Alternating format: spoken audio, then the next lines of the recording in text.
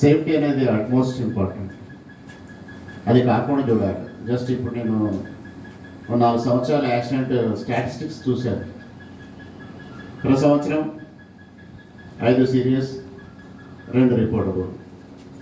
ఇంకో సంవత్సరం 5 serious, 4 reportable. ఈ సంవత్సరం 5 సీరియస్. ఇంకా అంతకంటే ముందు పోతే ఇంకా పెద్ద ప్రమాదం జరిగింది. సో ఇట్లా ఈ ఏదైతే యాక్సిడెంట్ ట్రాక్ ఉందో ఇది కొంచెం సరిగా లేదు మరి మైండ్లో. దయచేసి అందరూ దీన్ని గమనించాలి. ఇందులో ఎవరినో మనం బ్లేమ్ చేసుకోవాల్సిన అవసరం లేదు. మన మైండ్ సేఫ్గా ఉండాలి, అంతే. That is important. ఇక్కడ మనం మిస్ అవుతున్నాం.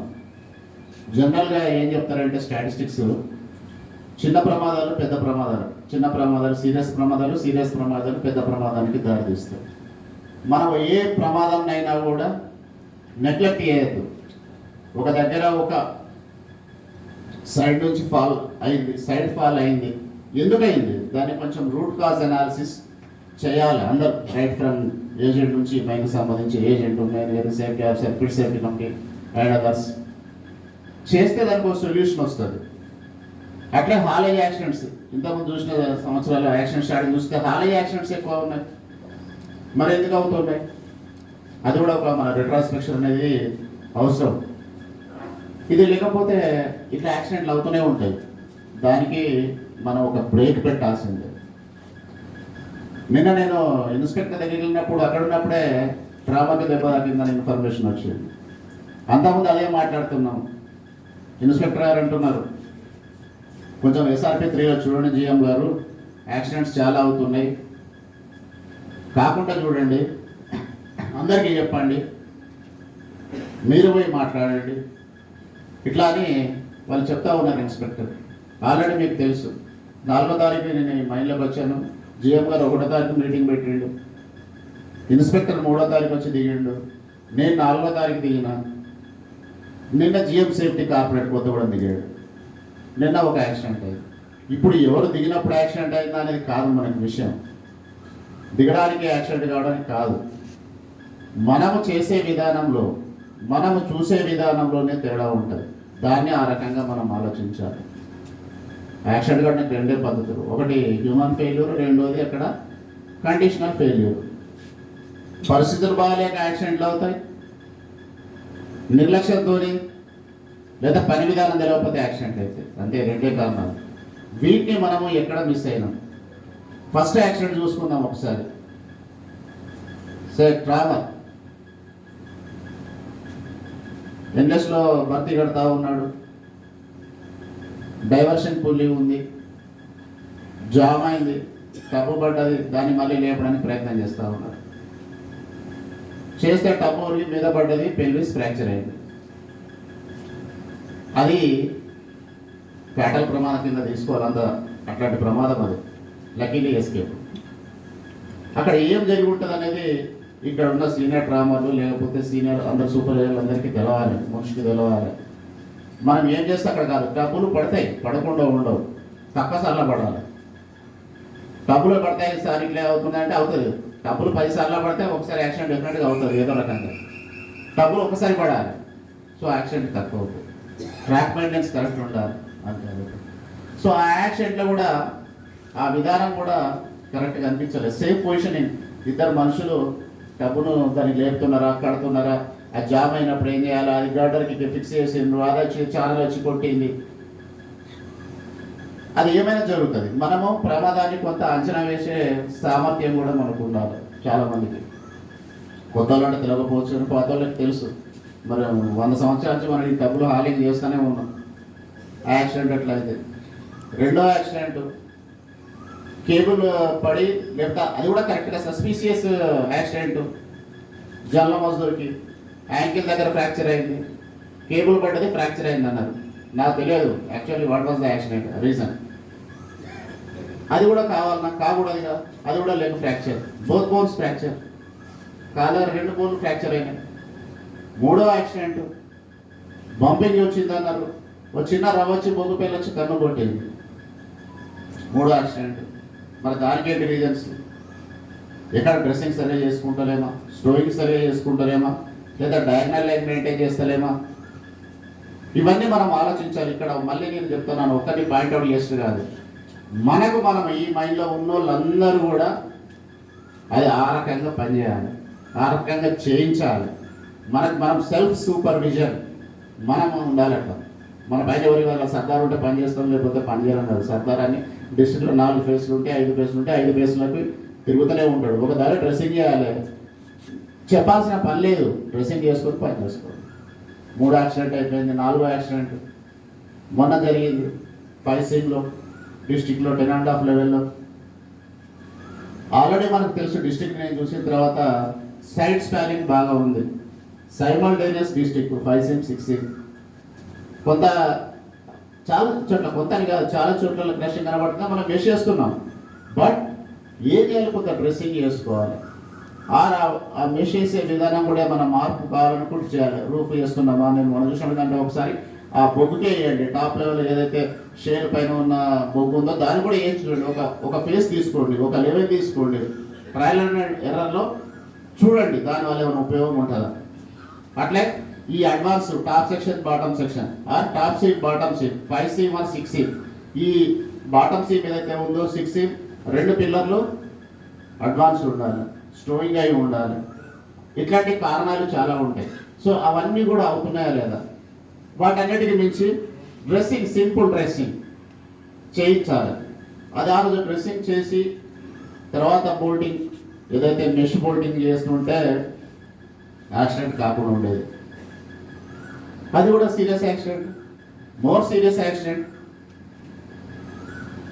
కలర్ బోన్ ఫ్రాక్చర్, చెయ్యి ఫ్రాక్చర్, కలర్ బోన్ ఇటు చెయ్యి ఇటు కాలు ఇంకో తరగతి చిన్న, ఇవన్నీ కూడా సిస్టమ్ కరెక్ట్ లేదేమో అని మనకు చెప్తా ఉంటుంది. అంటే అందరిలో ఇండిసిప్లిన్ అనేది it is prevailing everywhere at every level, అన్నిట్లలో. అంటే ఆఫీసరు, సూపర్వైజరు, ఎంప్లాయీ, ఈ 3 లెవెల్లో కూడా గట్టిగా ఉండాల్సిందే.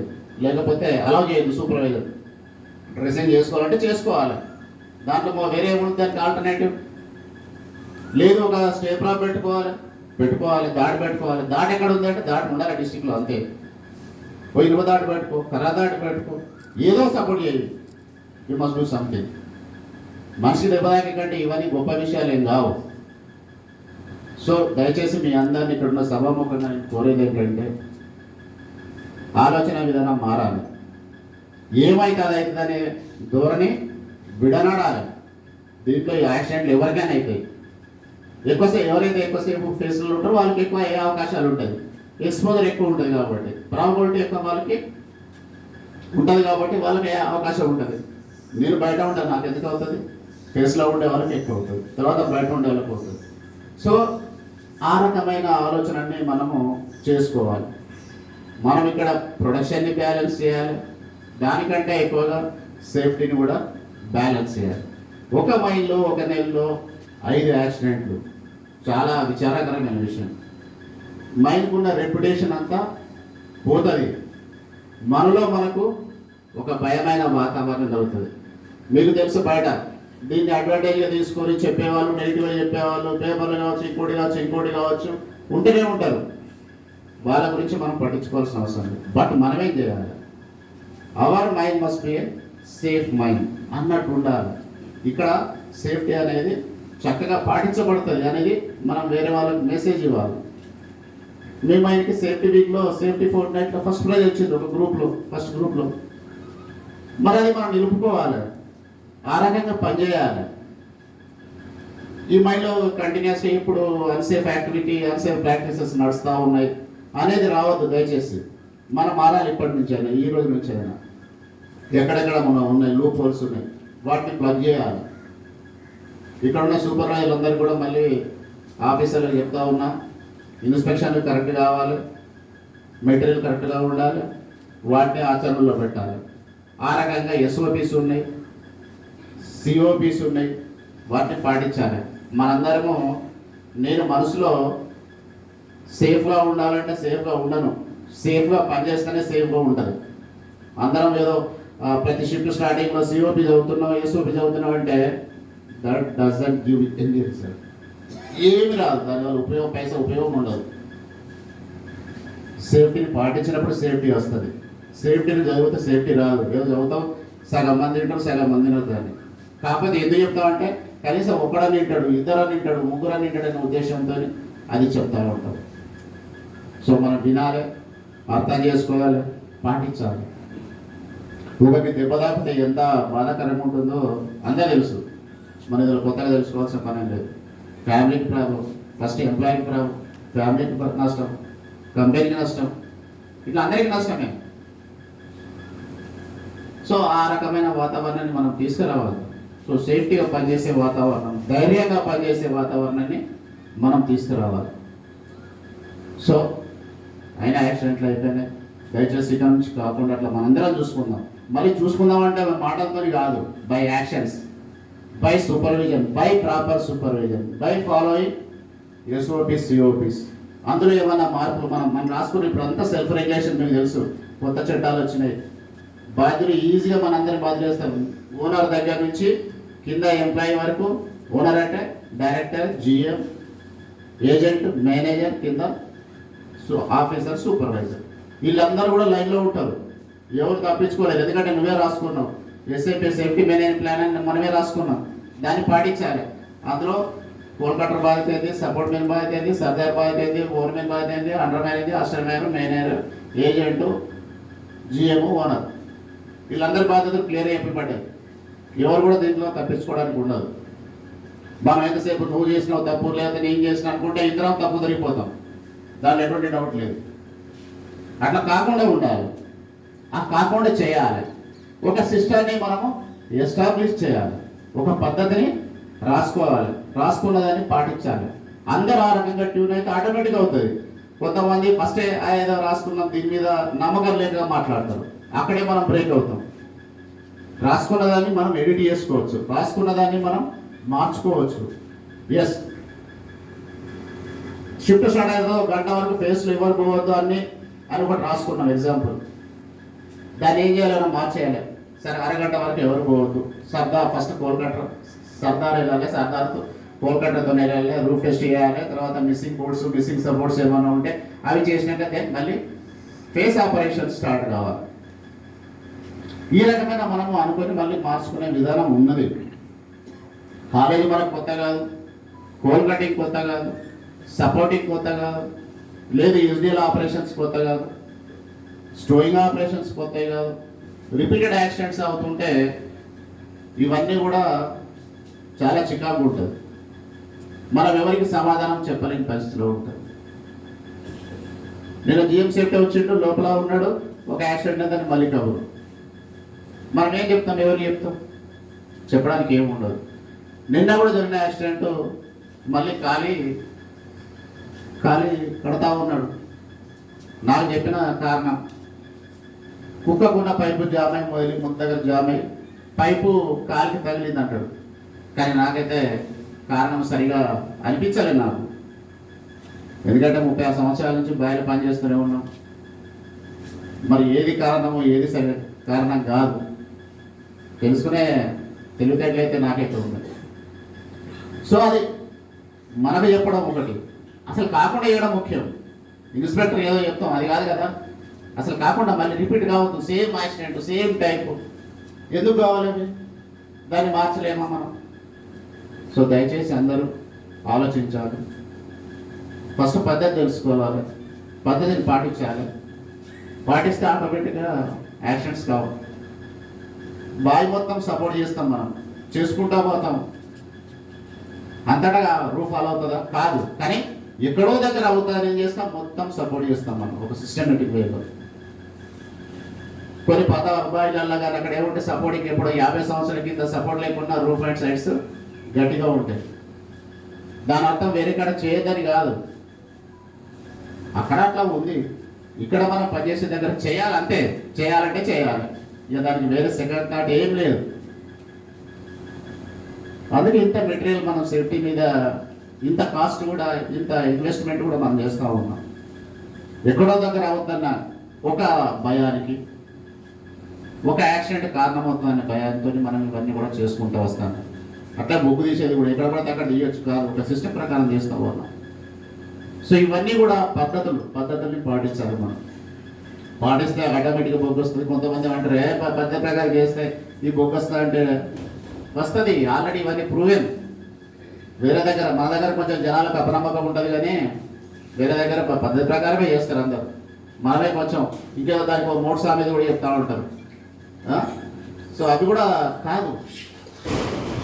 సో వీటన్నిటిని కూడా దృష్టిలో పెట్టుకోండి. అందరం ఒక సేఫ్టీ మైండ్, ఆ సేఫ్టీ మైండ్తో పనిచేద్దాం. ఆ రకంగా సేఫ్టీ మైండెడ్ థాట్స్ పెట్టుకుందాం, దాన్ని ఎగ్జిక్యూట్ చేద్దాం. ప్రొడక్షన్ అనేది ఆటోమేటిక్గా వస్తుంది. ఇందులో ఎటువంటి ఏం లేదు. అట్లా చెప్పి భయపడి మనం పారిపోయేది కూడా ఏం లేదు.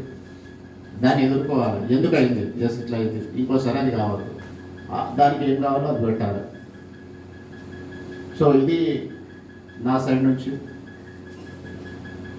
ఏమన్నా ఇంకా సజెషన్స్ వీటిలలో ఉంటే మీరు రెగ్యులర్గా సేఫ్టీ కంపెనీ కానీ, లేకపోతే మేనేజర్ కానీ, లేకపోతే ఏజెంట్ దగ్గర కానీ చెప్పచ్చు. అల్టిమేట్గా రక్షణ అనేది ఉండాలి, సేఫ్టీ అనేది ఉండాలి. ఉంటేనే మనందరం కూడా కొంచెం పీస్ ఆఫ్ మైండ్తో ఉంటాం. మీరు అనుకుంటారు ఓ చిన్న యాక్సిడెంట్ అయితే కింద నుంచి మీద దాకా అది ఇరిటేటింగ్ ఉంటుంది, పైలకి ఏముంటుంది అనుకుంటారు. బట్ కాదు. ఈ ఏరియాలో అయితే నా వరకు అందరికీ బాగా ఉంటుంది. ఇంకా పైన సేఫ్టీ జిఎం డైరెక్టర్ వీళ్ళు కూడా దాని గురించి ఆలోచిస్తారు. సో ఎక్కడైనా యాక్సిడెంట్ అంటే యాక్సిడెంట్. అందరూ మరి ఈ రకంగా దీన్ని ఆలోచించి ఇంకా ఎక్కువ డీటెయిల్స్ మనము అవసరం లేదు. దీంట్లో అగైన్ పిన్ పాయింటింగ్ ఏం లేదు.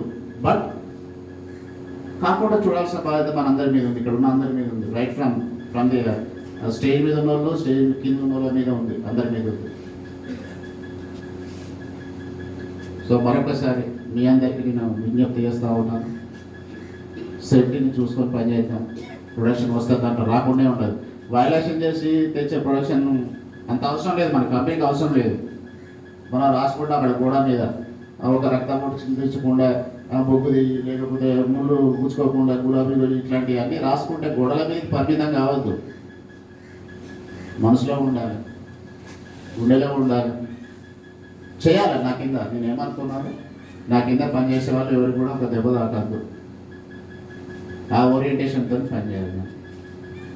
అట్లా కింది వాళ్ళు కూడా ఆ రకంగా పనిచేయాలి. ఏమన్నా సపోజ్ మెటీరియల్ షార్టేజ్ ఇట్లాంటి కొన్ని అప్పుడప్పుడు వస్తాయి కంపెనీలు. మనకు అనుకుని సిచ్యువేషన్స్ మన కంట్రోల్ అయినప్పుడు వాటిని మేనేజ్ చేయాలి. మన ఇంట్లో అన్ని రోజులు ఒకలాగా ఉండవు, అప్పుడప్పుడు కొంచెం ఇబ్బందులు వస్తాయి. వాటిని ఎట్లా మేనేజ్ చేసుకుంటున్నాం, లైక్ వైజ్ ఇక్కడ కూడా అట్లాంటివి చేయాలి. సో వాటిని చేసుకోవాలి. ఇప్పుడు లేనప్పుడు ఏం చేయాలి, ఒక దగ్గర బోల్ట్ కొంచెం జరిపేస్తామా, ఏమేస్తాం, లేదు ఒక టెంపరీ సపోర్ట్ పెట్టుకొని నడిపిస్తామా, లేదు పర్మనెంట్ దారి అయితే ఒకలాగా చేస్తాం. ఒక రోజుల పని బంద్ అయ్యేసి అప్పటికే బయటకు వస్తాం, దాన్ని ఒకలాగా ట్రీట్ చేస్తాం. సో ఇవన్నీ చిన్న ఫ్లెక్సిబిలిటీతోనే మనం చేసుకోవాలి. అంతే తప్ప నాకు బోల్ట్ అడగగానే నేను యాక్సిడెంట్ అవుతున్నదని అన్నప్పుడు కానీ నేనంటే అందరూ ఎవరైనా కానీ, లేదు సేఫ్టీ సరిగా లేదని అన్నప్పుడు కానీ, ప్రొడక్షన్ సరిగా లేదన్నప్పుడు కానీ, నువ్వు సామాన్లు ఇచ్చినావా, నువ్వు అది చేసినావా, ఇది చేసినావు అంటే దాంట్లో ఉపయోగం ఏం లేదు. మన నా తప్పులు నువ్వు ఎంచినట్టు, నీ తప్పులు నేను ఎంచినట్టు అవుతుంది దాంట్లో. సో ఇట్లా కాదు, ఇట్ ఈస్ టీమ్ వర్క్. అందరూ కలిసికట్టుగా ఉండాలి. అల్టిమేట్గా ప్రొడక్షన్ అనేది రావాలి with safety. Safety is the most important. దాన్ని ఆ దృష్టిలో పెట్టుకొని మనందరం కూడా పనిచేయాలని కోరుకుంటూ, ఇక్కడున్న మేనేజర్, ఏజెంట్, తర్వాత మిగతా సేఫ్టీ ఆఫీసర్ మీరంతా ఫోకస్డ్గా ఇన్స్పెక్షన్ చేయాలి. మీ టీం కూడా ఇన్స్పెక్షన్ చేయాలి, ఎన్ష్యూర్ చేసుకోవాలి. ఒక రిజిస్టర్ పెట్టండి ఎవరెక్కడ పోతుండ్రో ఇన్స్పెక్షన్స్కి. డెఫినెట్గా ఇది దీంతో ఆగాల్సిందే, దీంట్లో ఎటువంటి ఏం లేదు. పని చెప్పే దగ్గర ఎటువంటి మొహమాటాలు ఉంటుందని మేనేజర్ చెప్తున్నా నేను సభాముఖంగా. పనే, సేఫ్టీ, ప్రొడక్షనే. ఇది అడిగితే అది ఉండదు, అది అడిగితే ఇది ఉండదని ఏం కాదు. మరి ఇది మనుషులతో చేసే పని, మనుషులతో ఇన్వాల్వ్మెంట్. మిషన్లు కాదు మనందరం. మిషన్లో ఒకటి స్విచ్ చేస్తే అది పని చేస్తూ ఉంటుంది, ఒకటే రకమైన పని. దానికి ఏం ఫీడింగ్ ఇస్తుంది. ఇక్కడ చాలా ఇవి ఉంటాయి, ఏది ఇంటెలిజెన్స్ ఉంటుంది ఇక్కడ. ఇదెందుకు చేయాలి, అదెందుకు చేయాలి, ఇప్పుడు చేయాలన్నా అప్పుడు చేయాలన్నా ఇట్లాంటి అని ఉంటాంటే. సో తప్పకుండా మేనేజర్ నీ బాధ్యత నువ్వు తీసుకోవాలి, చేయాలి.